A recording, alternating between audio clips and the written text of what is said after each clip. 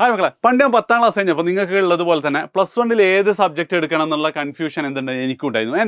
അന്ന് എൻ്റെ പാരൻസ് എന്താണ് ഭയങ്കര വിശാല മനസ്കരായിരുന്നു. അപ്പോൾ ഉമ്മ എന്നോട് പറയണം, അവിടെ നിനക്ക് ഞാൻ ഫുൾ ഫ്രീഡം തരുന്നു, നിനക്ക് എന്ത് ചെയ്യാം, ഒന്നെങ്കിൽ ഡോക്ടർ ആവാം അല്ല എഞ്ചിനീയർ ആവാം. അത് അന്ന് 2006 2007 കാലഘട്ടത്തിലൊക്കെ 10ാം ക്ലാസ് കഴിഞ്ഞാൽ ഒരുവിധം കുട്ടികൾ എല്ലാവരുടെയും പാരൻസിന് ഒരൊറ്റ ലക്ഷ്യമുള്ളൂ, ഒരൊറ്റ ഓപ്ഷനേ ഉള്ളൂ, അല്ലെങ്കിൽ 2 ഓപ്ഷനേ ഉള്ളൂ. ഒന്നെങ്കിൽ ഡോക്ടർ ആവാം അല്ലെങ്കിൽ എന്താണ്, അല്ലെങ്കിൽ എഞ്ചിനീയർ ആവാം എന്നുള്ളത്. പക്ഷേ ഇപ്പോഴത്തെ കേസിൽ പാരൻസ് ഒക്കെ എന്ത് ചെയ്തിട്ടുണ്ട്, കുറച്ചും കൂടെ മെച്ചപ്പെട്ടിട്ടുണ്ട് എന്ന് തന്നെയാണ് എനിക്ക് തോന്നുന്നത്. ചിലപ്പോൾ എന്ത് ചെയ്യുന്നുണ്ടാവും, നിങ്ങളോട് നിങ്ങൾക്ക് ഇഷ്ടമുള്ള ഫീൽഡ് എടുത്തോ എന്നൊക്കെ പറയാം. പക്ഷേ സ്റ്റിൽ എന്താണ്, അന്ന് എന്തുകൊണ്ടാണോ പാരൻസ് ഒക്കെ ഡോക്ടർ ആവണം എഞ്ചിനീയർ ആവണം എന്ന് പറഞ്ഞാൽ ആ കാരണം ഇന്നും എന്തുണ്ട്, നാട്ടിൽ നിലനിൽക്കുന്നുണ്ട്. ആകെ ഉള്ളതെന്ന് വെച്ചാൽ ആ ഡിസിഷൻ മേക്കിംഗ് കുറച്ചും കൂടെ നിങ്ങളുടെ അടുത്തേക്ക് എത്തിക്കുന്നുണ്ട്. എന്താ കാരണം, എടാ എന്തിനാ നമ്മൾ പഠിക്കുന്നതെന്ന് വെച്ചാൽ നല്ല ജോലി നല്ല സാലറിക്കല്ലേ. അപ്പോൾ ഇന്നും നിങ്ങൾ പഠിച്ചിറങ്ങിക്കഴിഞ്ഞാൽ കേരളത്തിൽ അല്ലെങ്കിൽ ഇന്ത്യയിൽ മാസം ഒരു 50,000, കേട്ടോ ഒരുപാടൊന്നും ചോദിക്കില്ല, 50,000 രൂപയുടെ മുകളിൽ ഇറങ്ങിയ ഉടനെ നിങ്ങൾക്ക് സാലറി കിട്ടണമെങ്കിൽ അതിലുള്ള വളരെ കുറച്ച് ഓപ്ഷനേ ഉള്ളൂ. അതിൽ പ്രധാനമാണ്, ഒന്നുകിൽ നിങ്ങളൊരു MBBS ഡോക്ടർ ആവാം, അല്ലെങ്കിൽ നിങ്ങൾ എന്ത് ചെയ്യുക, ഒരു ടോപ്പ് എഞ്ചിനീയറിംഗ് കോളേജിൽ നിന്ന് നിങ്ങൾ എന്ത് ചെയ്യുക, എഞ്ചിനീയർ ആവാം. കുറച്ച് ചിലപ്പോൾ എന്തുണ്ടാവും, CA കൂടെ ഉണ്ടാവും. വേറെ ഒരു ഓപ്ഷനും ഇല്ല. ബാക്കിയുള്ള ഓപ്ഷനൊക്കെ എന്തായിരിക്കും, ചിലപ്പോൾ എന്ത് കുറേ പൈസ കൊടുത്തിട്ട് +2 കയറലായിരിക്കും, അല്ലെങ്കിൽ ഒരു PSC എക്സാം എഴുതേണ്ടിയൊക്കെ വരും. കോഴ്സ് കഴിഞ്ഞിട്ട് ഡയറക്റ്റ് ജോലി കിട്ടുമ്പോൾ 50,000-ന്റെ മുകളിൽ ഇപ്പോഴും എന്താണ് മെയിൻലി കിട്ടുന്ന ഡോക്ടേഴ്സിന് എഞ്ചിനീയേഴ്സിനാണ്. നിങ്ങൾ അല്ലെങ്കിൽ എന്ത്, നിങ്ങൾ കമൻറ്റ് ചെയ്തോ ഇന്ന ആൾക്ക് കിട്ടുന്നുണ്ട് എന്ന് പറഞ്ഞിട്ട്.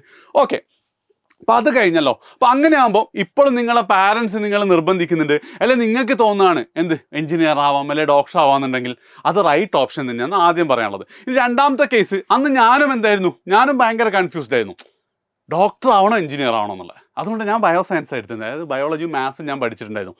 ആൻഡ് അറ്റ് സം പോയിന്റ് എന്ത് ചെയ്തിട്ടുണ്ട്, ഞാൻ ഡിസൈഡ് ചെയ്തു ഡോക്ടറിനേക്കാൾ എനിക്ക് നന്നാവും എന്താണ് എഞ്ചിനീയറിംഗ് ആണെന്നുള്ളത് ഒന്നാമത്തെ കാര്യം. ആൻഡ് രണ്ടാമത്തെ കേസ്, ഈ എഞ്ചിനീയർ ആയതിനു ശേഷവും ഞാൻ ചില കാര്യങ്ങൾ ഞാൻ റിഗ്രറ്റ് ചെയ്തിട്ടുണ്ട്, ഡോക്ടർ ആയാൽ കൊള്ളാമെന്നുള്ളത്, ഡോക്ടർ ആയാൽ മതിയെന്നുള്ളത്. അപ്പോൾ ആ 2 ഫാക്ടേഴ്സും ഞാനിവിടെ പറയാൻ പോകുന്നത് ശരിക്കും പറഞ്ഞാൽ എൻ്റെ ജീവിതാനുഭവങ്ങളിൽ നിന്നും എൻ്റെ ഫ്രണ്ട്സിൻ്റെ അനുഭവങ്ങളിൽ നിന്നും ഇപ്പം നമ്മൾ പഠിപ്പിച്ച കുട്ടികൾ ഈ എഞ്ചിനീയറിംഗും ഡോക്ടർ മെഡിക്കൽ ഫീൽഡിലൊക്കെ പോയ അവരുടെ അനുഭവത്തിൽ നിന്ന് കൂടെയുള്ള ഒരു വളരെ ഹോണസ്റ്റ് ആയിട്ടുള്ള ടോക്കാണ്. ഞാൻ കമ്പയർ ചെയ്യാൻ പോകുന്നത് ഈ 6 ഫാക്ടേഴ്സാണ്. അതായത് നിങ്ങൾക്ക് പ്രധാനമായിട്ടും എന്താ, ഞാൻ എന്ത് ചെയ്യാണ്, ഒക്കെ +2 ഒന്നും കഴിഞ്ഞിട്ടല്ലല്ലോ തീരുമാനം, +1 കഴിഞ്ഞ് ഒരു പോയിന്റ് എത്തുമ്പോൾ ഞാൻ തീരുമാനിച്ചിട്ടുണ്ട്. അന്നേരം ഞാൻ തീരുമാനം എടുത്തതിൻ്റെ കുറച്ച് റീസൺ, പിന്നെ ആ റിഗ്രറ്റ് അടിച്ച കാര്യങ്ങൾ ഒക്കെ വെച്ചിട്ട് ഓരോന്നായിട്ട് ഞാൻ പറഞ്ഞുതരാം. ഒന്നാമത്തെ കേസ് ഞാൻ പറഞ്ഞല്ലോ, ഞാൻ ബയോസയൻസ് എടുത്തു. അതിൻ്റെ റീസൺ ഉമ്മ പറഞ്ഞത്, ബയോസയൻസ് എടുത്താൽ നിനക്ക് ഡോക്ടർ ആവാം എഞ്ചിനീയർ ആവാം. അപ്പം ഒരു പോയിന്റ് ഞാനിങ്ങനെ പഠിച്ച്, അപ്പം എനിക്കൊന്ന് ഒരു മാസമൊക്കെ കഴിയുമ്പം ബയോളജിയിൽ ബോട്ടണിയിൽ പ്ലാൻ കിങ്ഡം എന്നുള്ളൊരു പാഠവും നിങ്ങളിത് കാണും കേട്ടോ, അന്നേരം എന്തായാലും എന്നെ ഓർക്കണേ. അതേപോലെ തന്നെ സുവോളജിയിൽ അനിമൽ കിങ്ഡം എന്നുള്ള പാഠമാണ് ഒരുമിച്ച്, botany miss plan kingdom, zoology miss animal kingdom. അപ്പോൾ എനിക്ക് മനസ്സിലായി ഇതെന്നെ കൊണ്ട് പറ്റുന്ന പണിയല്ല, എനിക്കെന്താവില്ല ബയോളജി പഠിക്കാനല്ല. കാരണം അതൊരു പ്യോർലി ബൈ ഹാർട്ട് തന്നെയായിരുന്നു എന്ത് ചെയ്തത് അവിടെ ചെയ്തുകൊണ്ടിരുന്നത്. പക്ഷേ എനിക്കെന്താണ് കുറച്ചും കൂടെ മാത്തമെറ്റിക്കൽ ആപ്റ്റിറ്റ്യൂഡാണ് എനിക്കുള്ളതെന്ന് തോന്നിയപ്പോഴാണ് ഞാൻ എന്ത് ചെയ്തത്, ഫസ്റ്റ് ആ ഡിസിഷൻ എടുത്തത്, എന്ത് എന്നെ കൊണ്ട് ഡോക്ടർ ആവാൻ പറ്റില്ല, എനിക്ക് അതിലും എളുപ്പത്തിൽ എഞ്ചിനീയർ ആവുന്നുള്ളത്. So biology is all about എന്താണ്, മെയിൻലി ബൈ ഹാർട്ട്. വെറും ബൈ ഹാർട്ട് ആണെന്നല്ല കേട്ടോ, ഡോക്ടർ ആവുന്നതിൽ ബയോളജി ബൈ ഹാർട്ടാണ്, ഫിസിക്സിലും കെമിസ്ട്രിയിലും മാത്സ് വരുന്നുണ്ട്. പക്ഷേ എഞ്ചിനീയറിങ്ങിനാകുമ്പോൾ എന്താ, മോർ കൈൻഡ് ഓഫ് മാത്സ് ആണ് എന്ത് ചെയ്യുന്നത് നമ്മൾ പഠിക്കേണ്ടത്. ഈ എൻട്രൻസിന് നീറ്റിൽ ബൈ ഹാർട്ട് സ്കില്ല് ഭയങ്കര ഇമ്പോർട്ടൻ്റ് ആണെങ്കിൽ ജെയ്ക്ക് എന്താണ് മാത്തമെറ്റിക്കൽ എബിലിറ്റി നല്ല ഇമ്പോർട്ടൻ്റാണ്. അതിൻ്റെ അർത്ഥം ഒന്നും കൂടെ ഞാൻ പറഞ്ഞു കേട്ടോ മക്കളെ, നിങ്ങൾക്ക് എന്താണ്, എനിക്ക് ബൈ ഹാർട്ട് ചെയ്യാൻ നന്നായിട്ട് അറിയാം, പക്ഷേ ഞാൻ മാത്സിൽ ഭയങ്കര വീക്കാണെന്നുണ്ടെങ്കിൽ നിങ്ങൾ മാത്സ് നിങ്ങൾ ഇമ്പ്രൂവ് ചെയ്യുന്നില്ലെങ്കിൽ നിങ്ങൾ എന്ത് ചെയ്യണ്ട, ഈ നീറ്റ് എഴുതാനും നോക്കണ്ട കേട്ടോ. കാരണം ഫിസിക്സിലും കെമിസ്ട്രിയിലും നല്ല രീതിയിൽ മാത്സ് ആവശ്യമുണ്ട്, പക്ഷേ ജെയുടെ അത്ര ഇല്ല എന്ന് മാത്രമാണ്. അതേപോലെ തന്നെ എന്താണ്, ഞാൻ മാത്സിൽ ഓക്കെ ആണ് എന്ന് കരുതിയിട്ട് നിങ്ങൾ ജെയിലേക്ക് പോകണ്ട, അതും എന്ത് ചെയ്യണം, നിങ്ങൾ സ്കില്ല് ഇമ്പ്രൂവ് ചെയ്യണം. അത് ബേസിക്കലി എന്താ, ഞാൻ പറഞ്ഞില്ല എനിക്ക് 10ാം ക്ലാസ്സിൽ ഒരു A+ ഉണ്ടായിരുന്നുള്ളൂ, പക്ഷേ എനിക്ക് തോന്നി മാത്സ് എന്നെ കൊണ്ട് സെറ്റാവും. ഞാൻ പഠിച്ചാണ് എന്ത് ചെയ്തത്, ജെയ് ക്ലിയർ ചെയ്യുന്ന മാത്സിലേക്ക് എത്തിയത്. ഇതാണ് ഫസ്റ്റ് റീസൺ. ഇനി രണ്ടാമത്തെ റീസൺ എന്ന് പറയുന്നത്, അന്ന് എന്നെ സംബന്ധിച്ചിടത്തോളം എന്താണ്, എത്രയും പെട്ടെന്ന് ഒരു ജോലി കിട്ടണമെന്നുണ്ടായിരുന്നു. അപ്പം നിങ്ങൾ സ്വാഭാവികമായിട്ടും കരുതുക, അപ്പം ഡോക്ടർ ആവണമെങ്കിൽ ഒരുപാട് കാലം പഠിക്കണം അതുകൊണ്ടല്ലേ എന്നല്ലേ, അത് അടുത്ത പോയിന്റ് ആയിരുന്നു. പക്ഷേ അതല്ല. അതായത് ഈ ഡോക്ടർ ആവുമ്പോഴുള്ള മെയിൻ പ്രശ്നം എന്താണെന്ന് വെച്ച് കഴിഞ്ഞാൽ, ഇന്ത്യയിൽ ഡോക്ടർ ആവാൻ ഒരൊറ്റ എക്സാമേ ഉള്ളൂ. ആ എക്സാമിൻ്റെ പേരെന്താടാ, നീറ്റ് എന്നാണ്. ആ നീറ്റ് എക്സാം കഴിഞ്ഞാലാണ് എന്ത് ചെയ്യുക, നിങ്ങൾക്ക് ഡോക്ടർ, അത് MBBS BDS ഏതാണെങ്കിലും പക്ഷേ ദ റിയാലിറ്റീസ് MBBS അല്ലാത്ത ബാക്കിയൊക്കെ ഭയങ്കര, ഞാൻ നേരത്തെ പറഞ്ഞ ക്രൈറ്റീരിയ ഉണ്ടല്ലോ, എന്ത് 50K എത്തൂല, ചിലപ്പോൾ അത് 10K ഒതുങ്ങുകയും ചെയ്യും. അതുകൊണ്ട് തന്നെ MBBS എന്നുള്ളൊരു ഓപ്ഷനേ ഉള്ളൂ എന്ത് നീറ്റ് എഴുതുന്ന കുട്ടികൾക്ക്. അപ്പോൾ ആ MBBSന് കേരളത്തിൽ മലയാളികളെല്ലാം കൂടെ ഓൾ ഇന്ത്യ കോട്ടൊക്കെ കൂടെ 2000 കുട്ടികൾക്കാണ് ഗവൺമെൻറ് സീറ്റിൽ മാക്സിമം അഡ്മിഷൻ കിട്ടാൻ പോകുന്നത്. ആ 2000-ൽ നമ്മൾ പെട്ടിട്ടില്ലെങ്കിൽ പോയി. അതേ സ്ഥാനത്ത് എഞ്ചിനീയറിംഗിൻ്റെ കേസിൽ ഒരുപാട് സീറ്റ് ഉണ്ടെന്നല്ല. എഞ്ചിനീയറിംഗിൻ്റെ കേസിലും നമ്മൾ IIT ആണോ അല്ലെങ്കിൽ NIT ഒക്കെയാണ് എയിം ചെയ്യുന്നതെങ്കിൽ അതിനും എന്തേലും ഈ മാക്സിമം 2000 തന്നെ 2000 കുട്ടികൾ IIT NIT കൂടി കേരളത്തിൽ പഠിക്കുന്നുണ്ടാവുള്ളൂ. പക്ഷെ അവിടെ എന്തുണ്ട്, നമുക്കൊരു ഫാൾ ബാക്ക് ഓപ്ഷൻ ഉണ്ട്. അതായത് നീറ്റിൻ്റെ കേസിൽ MBBSന് ശേഷമുള്ള ഫാൾ ബാക്ക് ഓപ്ഷൻസ് പറയുന്നത് BDSോ ആയുർവേദയോ ഹോമിയോ മറ്റെന്താണെങ്കിലും എന്താണ് ഒരുപാട് താഴെ. അതേ സ്ഥാനത്ത് എഞ്ചിനീയറിംഗിൻ്റെ കേസിലൊക്കെ IIT നമുക്ക് കിട്ടിയില്ല, IIT തന്നെ ഏറ്റവും ബെസ്റ്റ്. NIT ആണെങ്കിൽ എന്തില്ല, വലിയ കുഴപ്പം, നല്ല സാലറി കിട്ടും. ഇനിയോ NITയും കിട്ടിയില്ല, അപ്പോൾ CETയിലോ അല്ലെങ്കിൽ TKMലോ GC തൃശ്ശൂരൊക്കെ പോയാലും എന്താണ് അത്യാവശ്യം നല്ല സ്റ്റാൻഡേർഡ് സാലറിയിൽ ജീവിക്കാൻ പറ്റും. അപ്പോൾ ആ ഒരു കാര്യമുണ്ട്. അതായത് ഒരു +2ൻ്റെ കൂടെ തന്നെ JEE ക്ലിയർ ചെയ്യാൻ നോക്കുന്ന ഒരാൾക്ക് എന്താണ്, അഥവാ JEE സെറ്റായിട്ടില്ലെങ്കിൽ എന്ത് ചെയ്യാൻ പറ്റും, നമുക്ക് CETയിലോ GECയിലെങ്കിലും കയറാമെന്നുള്ളൊരു ചിന്ത ഉണ്ടായിരുന്നു. കുറച്ചും കൂടെ എന്താ ടെൻഷൻ ഫ്രീ ആയിട്ട് പഠിക്കാൻ പറ്റും. അതിപ്പം നമ്മളെ റിപ്പീറ്റർ ബാച്ചിലെ കുട്ടികൾക്ക് എന്താണ് എനിക്ക് ശരിക്കും ഫീൽ ചെയ്യുന്നുണ്ട്. അതായത് മാർച്ചൊക്കെ ആകുമ്പോൾ JEE കുട്ടികൾക്ക് എന്താണ് ഭയങ്കര ടെൻഷനൊന്നും ഉണ്ടാവില്ല. കാരണം JEE അഥവാ കിട്ടിയില്ല നമുക്ക് കീമിൽ എന്തായാലും കയറാൻ പറ്റും. അതേ നീറ്റുകാർക്കോ 2000-ൽ വന്നിട്ടില്ല, എൻ്റെ JEE ഒരു വർഷം പോയല്ലോ എന്നുള്ള ചിന്ത ഉണ്ടാവും. അപ്പോൾ അതെന്ത് ചെയ്യണം നിങ്ങൾ നോക്കണം. പക്ഷേ 2000-ൽ എത്താൻ 2000 കുട്ടികൾക്ക് പറ്റും. നിങ്ങൾക്കത് പണിയെടുത്താൽ നിങ്ങൾ ഉറപ്പായിട്ട് എത്തുകയും ചെയ്യും. സോ അതാണ് എൻ്റെ രണ്ടാമത്തെ റീസൺ. ഈ 2 റീസണും കൊണ്ടാണ് ഞാൻ എന്ത് ചെയ്തത്, JEE എഴുതിയത്. ഇനി അല്ല JEE തീരുമാനിച്ചു. ഇനി മൂന്നാമത്തെ റീസൺ ഞാൻ അറിഞ്ഞിട്ടുണ്ടെങ്കിലും JEEയിലേക്ക് പോകുന്ന ഒരു കേസായിരുന്നു പഠിച്ചു തീർക്കാനുള്ള സമയം. അതായത് എൻജിനീയറിംഗ് ആണെങ്കിൽ ഒന്നും നോക്കണ്ട, 4 വർഷം. അതായത് എനിക്ക് 21-ാം വയസ്സിൽ എന്ത് ചെയ്തിട്ടുണ്ട്, എനിക്ക് ക്യാമ്പസ് പ്ലേസ്മെൻറ്റ് കിട്ടിയിട്ടുണ്ട്. 22-ാം വയസ്സിൽ ഞാൻ ജോലി കയറിയിട്ടുണ്ട്. ഈ ലൈഫ് സെറ്റ് എന്ന് പറയുന്നില്ല, അത് ശരിക്ക് JEEയുടെ കേസിലാണ്. അപ്പോൾ 4 വർഷം 4 ഇയേഴ്സ് നിങ്ങൾ പഠിച്ചാൽ എന്ത് ചെയ്തു, നിങ്ങൾക്ക് പ്ലേസ്മെൻറ്റ് കിട്ടാൻ പറ്റുന്ന ലെവലിൽ ജോലി കിട്ടും. പിന്നെ ചിലപ്പോൾ നിങ്ങൾ 4 ഇയേഴ്സേ ജീവിതത്തിൽ പഠിക്കുള്ളൂ. കുറച്ച് ആൾക്കാർക്ക് MTech ഒക്കെ എടുക്കായിരിക്കും, വേറെ കുറച്ച് ആൾക്കാർ MBA എടുക്കായിരിക്കും. പക്ഷേ ബേസിക്കലി 4 ഇയേഴ്സ് കഴിഞ്ഞാൽ യു ആർ ജോബ് റെഡി. പക്ഷേ MBBSൻ്റെ കേസിൽ അല്ലെങ്കിൽ ഡോക്ടർ ആവുന്ന കേസിൽ നിങ്ങൾ വെറും ഒരു MBBSൽ നിങ്ങൾ ഒതുങ്ങൂല. നിങ്ങൾ എന്തെങ്കിലും ഒരു സൂപ്പർ സ്പെഷ്യാലിറ്റി, ഇപ്പോൾ ഉദാഹരണത്തിന് ഒരു കാർഡിയോളജിസ്റ്റ് ആവണമെങ്കിൽ നിങ്ങൾ എത്ര വർഷം പഠിക്കണം എന്ന് നോക്കിക്കഴിഞ്ഞാൽ ഒരുപാട് വർഷമാണ്. ഞാൻ കാണിച്ചു തരാം. ഒരു കാർഡിയോളജിസ്റ്റ് ആവണമെങ്കിൽ നിങ്ങൾക്ക് എന്ത് ചെയ്യണം, 5.5 വർഷം MBBS, അതായത് 4.5 വർഷം കോഴ്സും 1 വർഷം എന്താണ് മറ്റേ ഇൻറ്റേൺഷിപ്പും, 1 വർഷം അതിനെന്താ വേറെ എന്താ പറയുക, ഹൗസ് സർജൻസി അല്ലേ. പിന്നെ എന്താ ചെയ്യേണ്ടതെന്ന് വെച്ച് കഴിഞ്ഞാൽ പിന്നെ നിങ്ങൾ എന്ത് ചെയ്യണം, 3 വർഷം PG. ഓക്കെ, അതേപോലെ തന്നെ വീണ്ടും എന്താണ് ഒരു 3 വർഷം PGയും ഇതിൻ്റെ ഇടയിൽ എന്തുണ്ട് 1 വർഷത്തെ വീണ്ടും ഇൻറ്റേൺഷിപ്പ് ഉണ്ട്. ഇത്രയും കാലം നിങ്ങൾ പഠിക്കണം. ഇതിൻ്റെ ഓരോ ഘട്ടത്തിലും എന്തുണ്ട് ഒരു എൻട്രൻസ് ഉണ്ട്. ഇപ്പം 5.5 വർഷം കഴിഞ്ഞിട്ട് നിങ്ങൾ കഴിഞ്ഞ ഉടനെ കയറിയാലേ എന്തുള്ളൂ 3 വർഷത്തിലെ PG തീർക്കുക. അല്ലെങ്കിൽ എന്താ ഇവിടെ ചിലപ്പോൾ ഒരു +1 ഇയറും കൂടി വരും, ഒരു എൻട്രൻസ് ഉണ്ടാവും. PG കഴിഞ്ഞു, അതായത് നിങ്ങൾ 5.5 വർഷം MBBS, അടുത്തത് എന്താ PGക്ക് നിങ്ങൾ കാർഡിയോളജി എടുക്കുന്നു. PGക്ക് കാർഡിയോളജി അല്ല കേട്ടോ, PGക്ക് നിങ്ങൾ ജനറൽ മെഡിസിൻ എടുക്കുന്നു. എന്നിട്ട് എന്ത് ചെയ്യുന്നു, നമ്മൾ സൂപ്പർ സ്പെഷ്യാലിറ്റി ആയിട്ട് കാർഡിയോളജി എടുക്കുന്നു. അപ്പം ജനറൽ മെഡിസിൻ കഴിഞ്ഞിട്ട് വീണ്ടും ഇവിടെ എന്തുണ്ട് ഒരു എൻട്രൻസും കൂടെ ഉണ്ട്. അപ്പം ശരിക്ക് ഏറ്റവും മിനിമം 5.5 + 4 + 3 12.5 വർഷമാവും എന്ത് നിങ്ങളൊരു കാർഡിയോളജിസ്റ്റ് ആവാൻ ഏറ്റവും മിനിമം. അപ്പം ഒന്ന് പടച്ചോൻ എന്നാൽ ഞാനില്ലാന്ന് കരുതുകയാണെങ്കിലും ഇവിടെ ഒരു റിയാലിറ്റി എന്താ വെച്ചാൽ ഇവിടെ ഞാൻ പറഞ്ഞില്ലടാ, അതായത് 4.5 വർഷം നിങ്ങൾ എന്ത് ചെയ്യാണ് പഠിച്ചിട്ട് 1 വർഷം ഹൗസ് സർജൻസിയാണ്. ഈ 1 വർഷം നിങ്ങൾക്ക് കിട്ടാൻ പോകുന്ന സാലറി എന്ന് പറയുന്നത് മന്ത്ലി 28,000 രൂപ നിങ്ങൾക്ക് കിട്ടും. കോഴിക്കോട് മെഡിക്കൽ കോളേജിൻ്റെ സാലറി ഇത്.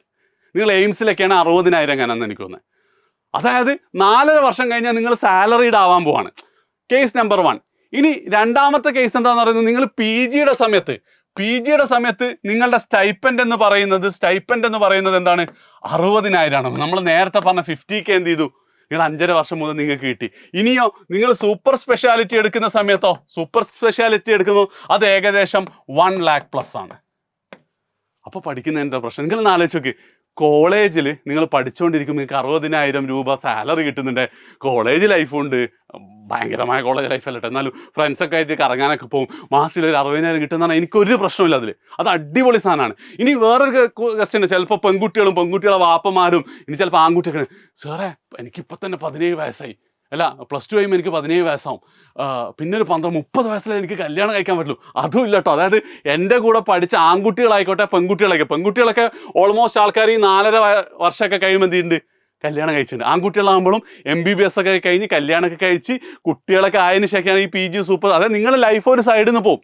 അത് പഠിക്കണം സംഭവം. നമ്മൾ കോളേജിലാണ് പഠിക്കുന്നതെങ്കിലും ഒരു ജോലി ചെയ്യുന്ന പോലെ തന്നെയാണ് ഈ സംഭവം വരുന്നത്. അത് ഒരു 4.5 വർഷം കഴിഞ്ഞ് നിങ്ങൾ ബേസിക്കലി ജോലിക്കം പഠനമാണ്. നിങ്ങൾക്ക് സേഫായിട്ട് ഈ ഒരു സാലറി കിട്ടുകയും ചെയ്യും. നിങ്ങൾ ആലോചിച്ച് സൂപ്പർ സ്പെഷ്യാലിറ്റി കഴിയുമ്പോൾ തന്നെ നിങ്ങൾക്ക് 1 ലക്ഷത്തിൻ്റെ മുകളിൽ സാലറി കിട്ടുന്നുണ്ട്. അപ്പോൾ നിങ്ങൾ ജോലിക്ക് കയറി കഴിഞ്ഞാലോ, ഇനി ഇതൊന്നും കൂടാതെയാണ് എന്ത് ചെയ്യുക, കുറേ ആൾക്കാർ എന്ത് ചെയ്യും, ഇതിൻ്റെ പാരലലി എന്ത് ചെയ്യും, പ്രൈവറ്റ് പ്രാക്ടീസ് ഒക്കെ ഉണ്ടാവും. അതിനൊക്കെ നിങ്ങൾക്ക് പൈസ കിട്ടും. ഓക്കെ, അപ്പോൾ 12.5 വർഷം എന്നുള്ളത് അതിലെന്തുണ്ട്, ഒരു ഇഫ് ക്ലോസും കൂടി ഉണ്ട്, അല്ലെങ്കിൽ ഒരു സ്റ്റാറും കൂടെ ഉണ്ട്. ആ സ്റ്റാർ ഈസ് വെരി പോസിറ്റീവ്. ഒരു സംശയം വേണ്ട, ഇതാണ് കേസെങ്കിലും ഞാൻ എന്തായാലും ഇതിന് പോകും. ഓക്കെ, ക്ലിയർ അല്ലേ? ഇനി അടുത്ത പോയിന്റ് എന്തായിരുന്നടാ, ടൈം ടു സ്റ്റഡിയും കഴിഞ്ഞു. ഇനി സാലറിയും ഓപ്പർച്യൂണിറ്റിയും. ഫസ്റ്റ് ഓപ്പർച്യൂണിറ്റിയുടെ കേസിൽ ഇപ്പം നാട്ടിൽ എന്തുണ്ടെന്ന് വെച്ചാൽ ഒരു ടോക്ക് ഉണ്ട്, MBBSകാർക്ക് വലിയ ഓപ്പർച്യൂണിറ്റി ഒന്നുമില്ല.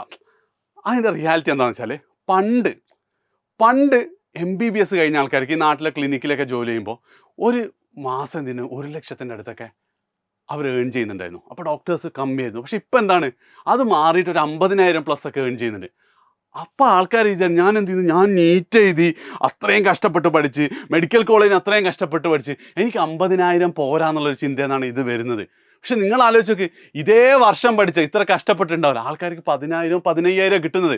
അപ്പോഴാണ് എന്ത് ചെയ്യുന്നത്, വെറും MBBS ഉള്ള ആൾക്കാർ 50,000-ൻ്റെ മുകളിൽ ഇപ്പോഴും സാലറി ഉണ്ട്. ഒന്നാമത്തെ കേസ്. ഇനി രണ്ടാമത്തെ കേസ്, ഈ ഡോക്ടർ പേഷ്യൻ്റ് റേഷ്യോ കേരളത്തിൽ കൂടുതലാണെന്നൊക്കെ പറയും. പക്ഷേ ദ തിങ് ഈസ് ദാറ്റ്, നിങ്ങളൊന്ന് ആലോചിച്ച് നോക്ക്, നിങ്ങൾ എന്തെങ്കിലും ആരുടെ കൂടെയെങ്കിലും ഹോസ്പിറ്റലിൽ പോയപ്പം മാക്സിമം എത്ര സമയം നിങ്ങൾ ഡോക്ടറെ എടുത്തിരുന്നിട്ടുണ്ടോ? ചിലപ്പോൾ 1 മിനിറ്റ് 2 മിനിറ്റ് 5 മിനിറ്റിൻ്റെ മുകളിലൊന്നും എന്ത് ചെയ്യാറില്ല, ഡോക്ടേഴ്സ് നിങ്ങളെ കൺസൾട്ട് ചെയ്യാറില്ല അല്ലേ? പക്ഷേ ഞാൻ എന്ത് ചെയ്തിട്ടുണ്ട്, ഞാൻ ദുബായിൽ ഹോസ്പിറ്റലിൽ 5 വർഷം ഞാൻ വർക്ക് ചെയ്തിട്ടുണ്ട്. അപ്പോൾ ഓരോ പേഷ്യൻറ്റിനും 15 മിനിറ്റ് മുതൽ അരമണിക്കൂർ വരെ സ്ലോട്ട്. എല്ലാ കാര്യങ്ങളും ചോദിച്ചറിഞ്ഞിട്ടൊക്കെയാണ് ഡോക്ടർ എന്ത് ചെയ്യുക, ഡിസിഷൻ എടുക്കുക.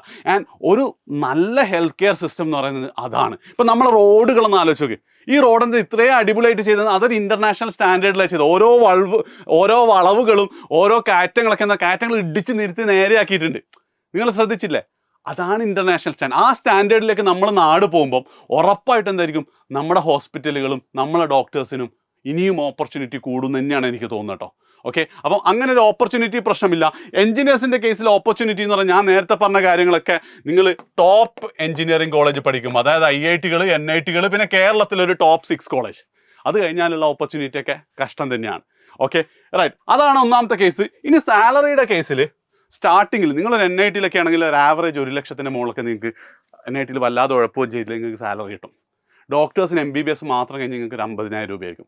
പക്ഷേ ഇതിൻ്റെ മറ്റൊരു റിയാലിറ്റി എനിക്ക് ഫീൽ ചെയ്ത സംഭവം എന്തോ, ഡോക്ടർ എന്താണ് ഈ വീഞ്ഞൊക്കെ പോലെ പഴകും തോറും വീര്യം കൂടുന്ന പറഞ്ഞതുപോലെ നിങ്ങൾക്ക് എത്രത്തോളം എക്സ്പീരിയൻസ് ആണ്, അപ്പം നിങ്ങൾ ആ സാലറി റേഞ്ച് കൂടി വരും. ഇപ്പം ഒരു എക്സാമ്പിൾ തന്നെ, എൻ്റെ മോനെയും മോളെയും കൺസൾട്ട് ചെയ്യുന്ന അതേ ഡോക്ടറാണ് എൻ്റെ വൈഫിനെയും കൺസൾട്ട് ചെയ്യുക, അവൾ കുട്ടിയായ സമയത്ത്, പീഡിയാട്രിക് ഡോക്ടർ. അപ്പോൾ അയാൾ ഓടി നടന്ന് പൈസ ഉണ്ടാക്കുക. പക്ഷേ ഈ ഒരു സാധനം എഞ്ചിനീയേഴ്സിന് ഒരു പരിധി കഴിഞ്ഞാൽ അവിടെ സ്റ്റാഗ്നേറ്റ് ആവുമെന്നാണ് ഞാൻ മനസ്സിലാക്കുന്നത്. അതായത് നിങ്ങൾക്കൊരു 40 വയസ്സ് 45 വയസ്സ് വരെയൊക്കെ ഇങ്ങനെ സാലറി കൂടി വരുമായിരിക്കും. പിന്നെ അത് അവിടെ സ്റ്റോപ്പ് അല്ലെ, പിന്നെ ജോലി പോവും, അല്ലെ താഴോട്ടേക്ക് ഇറങ്ങും. ഡോക്ടേഴ്സ് പഴകും തോറും ഇങ്ങനെ കയ്യൊക്കെ, ഇപ്പം ഇങ്ങനെ നിങ്ങൾക്ക് എന്താണ് മര്യാദയ്ക്ക് നടക്കാൻ കയ്യൊക്കെ ഇങ്ങനെ വിറക്കുന്നുണ്ടെങ്കിൽ നിങ്ങൾക്ക് കൂടുതൽ സാലറിയാണ്. അപ്പം അതൊരു ഭയങ്കര സാധനം. അപ്പോൾ at the end of the year നമ്മുടെ ലൈഫ് മൊത്തം ആകുമ്പോഴത്തേക്ക് ഓൾമോസ്റ്റ് സെയിം സാലറി നിങ്ങൾ രണ്ടാൾ ഏൺ ചെയ്യുമ്പോൾ അപ്പോൾ അതിലൊന്നുമില്ല, ഒരു ഡിഫറൻസ് ഇല്ല. പിന്നെ അടുത്തൊരു പാർട്ട് എന്ന് പറയുന്നത് കൺവീനിയൻസ് ആണ്. കൺവീനിയൻസിൻ്റെ കേസിൽ ഇതാണ് ഞാൻ റിഗ്രറ്റ് ചെയ്തൊരു പ്രധാന കാര്യം. ഇപ്പം ഉദാഹരണത്തിന് ഞാനന്ന് കമ്പ്യൂട്ടർ സയൻസ് പഠിച്ചപ്പം എനിക്ക് നാട്ടിൽ നിൽക്കണമെന്ന് ഭയങ്കര ആഗ്രഹമായിരുന്നു. പക്ഷേ നാട്ടിൽ നിന്ന് എനിക്കൊരു ജോലി ഉണ്ടായിരുന്നു. അന്ന് വർക്ക് ഫ്രം ഹോം ഒന്നും ഇല്ലാത്ത കാലമല്ലേ. ബാംഗ്ലൂർ പോകേണ്ടി വന്നു. ആൻഡ് ബാംഗ്ലൂർ പോകേണ്ടി വന്നു വെച്ചാൽ അത് എഞ്ചിനീയേഴ്സിൻ്റെ ഒരു വലിയ പ്രശ്നം. നിങ്ങളിപ്പോൾ ഒരു മെക്കാനിക്കൽ എഞ്ചിനീയർ കഴിഞ്ഞിട്ട് നിങ്ങൾക്ക് വീട്ടിൽ നിന്ന് തന്നെ പോയി വരുന്ന ജോലി വേണമെന്നുണ്ടെങ്കിൽ നിങ്ങൾ എന്ത് ചെയ്യേണ്ടി വരും, നാട്ടിൽ വല്ല വർക്ക്ഷോപ്പ് ഇടേണ്ടി വരും. മെക്കാനിക്കൽ എഞ്ചിനീയർ ഇന്ത്യയിലെ കുറച്ച് സിറ്റീസിൽ മാത്രമേ, ഈവൻ ബാംഗ്ലൂർ പോലും എന്താണ് ഓപ്പർച്യൂണിറ്റി ഉണ്ടാവില്ല. വല്ല അഹമ്മദാബാദിലെ ഉള്ളിൽ ഗുജറാത്തിൻ്റെ ഉള്ളിലൊക്കെയാണ് എന്ത് ചെയ്യുക നിങ്ങൾക്ക് ജോലി കിട്ടുക. First case. ഇനി ഇതേ സാധനം എന്താണ്, ഞാനും വൈഫും ബാംഗ്ലൂരായിരുന്നു വർക്ക് ചെയ്തത്. അപ്പോൾ എനിക്ക് ബാംഗ്ലൂർ ഇഷ്ടപ്പെട്ടില്ല, ഞാൻ ദുബായിലേക്ക് പോയി. അപ്പോൾ വൈഫും സ്വാഭാവികമായിട്ട് എൻ്റെ കൂടെ വന്നു. അവൾ 3 വർഷം വെറുതെ ഇരിക്കേണ്ടിയിരുന്നു. കാരണം അവൾ പഠിച്ച കോഴ്സിന് ദുബായിൽ ഓപ്പർച്യൂണിറ്റി ഉണ്ടായിരുന്നില്ല. അവസാനം വേറെ മേഖലയിലേക്ക് മാറേണ്ടി വന്നു. അത് ഭയങ്കരമായിട്ടുള്ള എന്താണ് ഡോക്ടേഴ്സിന് അഡ്വാൻറ്റേജ് ഉള്ള സാധനം. അതായത് നിങ്ങൾക്ക് എവിടെ ഇപ്പം നിങ്ങൾക്ക് വീട്ടിൽ നിന്ന് ജോലിയുടെ വീട്ടിൻ്റെ അടുത്തുണ്ടാവും, നിങ്ങളെ ഹസ്ബൻഡോ അല്ലെങ്കിൽ നിങ്ങൾ എന്ത് ചെയ്യാണ്, നിങ്ങൾ UAE പോകണമെന്ന് വെച്ചാൽ അവിടെ നിങ്ങൾക്ക് ജോലി ഉണ്ടാവും, അല്ലെങ്കിൽ ബാംഗ്ലൂർ പോകണം, എന്ത് കേസ് ആണെങ്കിലും ആ ഒരു ഫ്ലെക്സിബിലിറ്റി എന്ന് പറയുന്നത് ലൈഫിൽ ഭയങ്കര ഇമ്പോർട്ടൻ്റ് ആയിട്ടുള്ള സാധനമാണ്. പലപ്പോഴും പല എൻജിനീയറിങ് ഫാമിലിക്കൊക്കെ പല ഡിസിഷൻസ് എടുക്കാതിരിക്കുന്നത് ഈ ഫ്ലെക്സിബിലിറ്റി ഇല്ലാത്തതുകൊണ്ടാണ്. ഇപ്പോൾ വൈഫിന് ഇന്ന സ്ഥലത്ത് നല്ല ജോലിയുടെ ഹസ്ബൻഡിന് പോകാൻ പറ്റില്ല, കാരണം എന്താ, അവനവിടെ ജോലി ഉണ്ടാവില്ല. അപ്പം അത് വളരെ വളരെ ഇമ്പോർട്ടൻ്റ് ആയിട്ടുള്ള കാര്യമാണ്. പിന്നെ അടുത്തൊരു സാധനം എന്ന് വെച്ചാൽ സോഷ്യൽ ഫാക്ടർ. സോഷ്യൽ ഫാക്ടർ രണ്ട് കാര്യങ്ങൾ പറഞ്ഞു. ഒന്നാമത്തെ കേസ് നാട്ടിൽ കിട്ടുന്ന റെസ്പെക്റ്റും കാര്യങ്ങളൊക്കെ. സത്യം പറയുകയാണെങ്കിൽ എഡ്യൂപോർട്ട് തുടങ്ങുന്നതിന് മുമ്പ് വരെ എനിക്ക് നാട്ടിൽ എൻജിനീയറായി NIT ആയതുകൊണ്ടൊന്നും പ്രത്യേകിച്ച് ഒരു റെസ്പെക്റ്റും കിട്ടിയിട്ടുണ്ടായിരുന്നില്ല. സാധാ ഒരു അത്യാവശ്യം സാലറി ഒക്കെ ഉള്ള ഒരു ജോലി ചെയ്യുന്ന ഒരുത്തൻ അത്രമാത്രമേ ഉള്ളൂ. അതേസമയം എഡ്യൂപോർട്ടൊക്കെ വന്നു, കുറച്ച് ഫേമസ് ഒക്കെ ആയി, ആൾക്കാരുടെ എൻ്റെ അടുത്ത് പൈസ ഒന്നുമില്ലെങ്കിൽ ആൾക്കാരുടെ വിചാരത്തിൽ എന്താണ് കുറച്ച് പൈസ ഒക്കെ ഉണ്ടെന്ന് പറഞ്ഞപ്പോൾ ഒരു റെസ്പെക്റ്റ് കിട്ടിയിട്ടുണ്ട്. അതേ സ്ഥാനത്ത് എൻ്റെ പിയർ ഗ്രൂപ്പിലുള്ള ഡോക്ടേഴ്സിനൊക്കെ എന്താണ്, ഇവൻ ഡോക്ടറാണ് എന്നുള്ളൊരു സോഷ്യൽ റെസ്പെക്റ്റ് എന്ത് ചെയ്തിട്ടുണ്ട്, എല്ലാവർക്കും കിട്ടിയിട്ടുണ്ട്. അത് ഇപ്പോഴും എഞ്ചിനീയേഴ്സിന് ഇല്ലയെന്ന് ഞാൻ വിശ്വസിക്കുന്നത്. ഇനി രണ്ടാമത്തെ കാര്യം എന്ന് പറയുന്നത് നമ്മളൊരു സെൽഫ് സാറ്റിസ്ഫാക്ഷൻ. അതായത് പലപ്പോഴും എനിക്ക് തോന്നിയിട്ടുണ്ട് ആ കേസിൽ നമ്മൾ എത്ര അടിപൊളി കോഡ് ഉണ്ടാക്കി എത്ര വലിയ സംഭവം ഉണ്ടാക്കി കഴിഞ്ഞാലും ഒരു ഡോക്ടർക്ക് ഒരു പേഷ്യൻറ്റിൻ്റെ അസുഖം മാറ്റുമ്പോൾ കിട്ടുന്ന, അല്ലെങ്കിൽ ഒരുപാട് സ്ഥലത്ത് പോയിട്ട് എന്താ എൻ്റെ രോഗം എന്നറിയാതെ നിങ്ങളെ മുന്നിൽ വന്നിട്ട് നിങ്ങൾ പഠിച്ച വായിച്ച സാധനങ്ങളൊക്കെ എക്സ്പീരിയൻസ് ഒക്കെ വെച്ചിട്ട് ഇത് ഇന്നതായിരിക്കും എന്ന് പറഞ്ഞാൽ അത് സോൾവ് ചെയ്യുമ്പം ആ പേഷ്യൻറ്റിൻ്റെ കണ്ണുകളിൽ, അവരുടെ ഫാമിലിയുടെ കണ്ണുകളിൽ, ഇപ്പോൾ ഒരു മക്കൾ അസുഖമായിട്ട് വന്ന ഉമ്മമാരുടെ കണ്ണുകളിൽ കാണുന്ന ഒരു നന്ദി, സന്തോഷം ഒരിക്കലും എന്ത് ചെയ്യില്ല ചിലപ്പോൾ എഞ്ചിനീയേഴ്സിന് കിട്ടുന്നത് അല്ല അത്ര ലെവലിൽ കിട്ടില്ല. എനിക്കൊക്കെ ഒരുപാട് സാറ്റിസ്ഫാക്ഷൻ ഒക്കെ കിട്ടിയിട്ടുണ്ട്, പക്ഷേ ഈ സാധനം കിട്ടൂല എന്നാണ് എനിക്ക് തോന്നുന്നത്. ഇനി നിങ്ങൾക്ക് തീരുമാനിക്കാം ഇതിൽ ഏത് പോകണം എന്നുള്ളത്. നിങ്ങൾ തീരുമാനിക്കുന്നുണ്ടെങ്കിൽ ജസ്റ്റ് എന്ത് ചെയ്യാന്ന് വെച്ച് കഴിഞ്ഞാൽ കമൻറ്റും കൂടെ ചെയ്യുക, ബാക്കിയുള്ളവർക്കും കൂടി യൂസ്ഫുൾ ആയിരിക്കും. ഇനി ഇതിനെക്കുറിച്ച് എന്ത് ഡൗട്ട് ഉണ്ടെങ്കിലും അതും കമൻറ്റ് ചെയ്യാവുന്നതാണ്. പിന്നെ വേറൊരു കാര്യം കൂടെ, ഇത് നിങ്ങളെ പാരൻസ് കാണണം തോന്നുന്നുണ്ട് അവർക്ക് അയച്ചു കൊടുത്തോട്ടോ. ശരി, ബൈ.